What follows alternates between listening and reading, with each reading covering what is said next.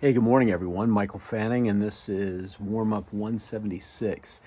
And today I want to talk about how we create our reality.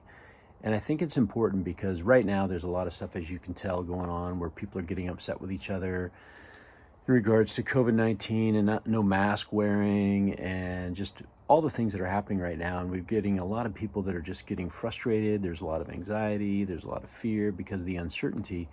And one of the things that I think is important to realize is that, you can look at the world in two ways. You can look at the world as it's happening to you or it's happening for you.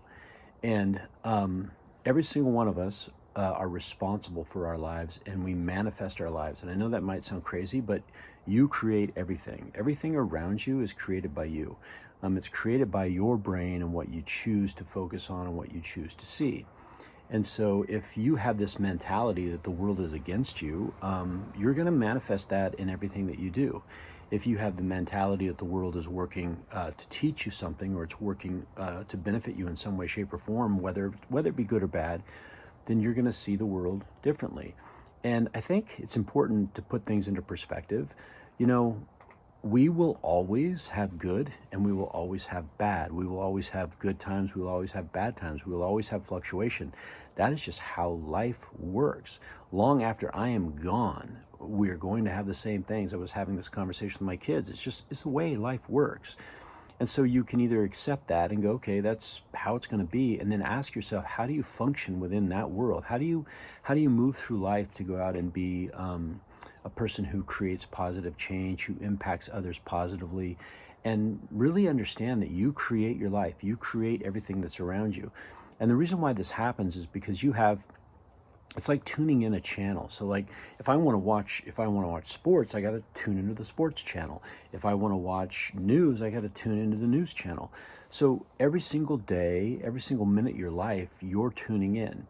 So if you think about it, I mean, there's trillions of bits of information that come to us on any given moment.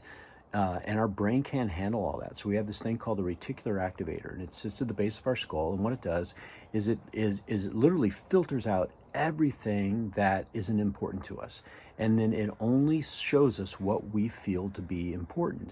And the way it gets that information from us is what we choose to focus on. So I'll give you an example. So why do I get up in the morning and have a gratitude journal? Why do I get up in the morning and read something from something positive? Why do I get up in the morning? Because I want to tune my channel. I want to tune my channel so that my world and my reality, what I see, are things that are going to benefit me, so that I can see that the world is working to benefit me. Or I could tune my channel differently. I could wake up in the morning and I could turn on the news and go, oh my gosh, COVID is spiking again. Can you believe it? Oh my gosh, look at the people that aren't wearing masks. Can you believe it? I can't believe this stuff. This makes me so furious. And then your brain just says, okay, we should find more of that for you today. We should seek all of that out for you today. And then the other part about it is this. You guys, you control your feelings. You control every feeling that you have. Nobody makes you happy. Nobody makes you sad. Nobody makes you angry. Nobody makes you upset. It's your choice. You're choosing that reaction to whatever stimulus is happening to you. You literally create your world.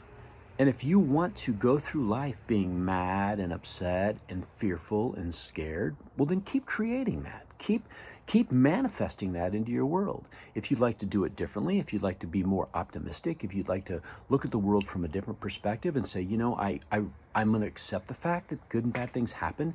I'm going to ask myself how I can function and work through those scenarios. And when times are good, how can I help to make more of that? When times are bad, how can I manage it? And how can I help others manage it? And how can I not get upset? And how can I not be fearful, right?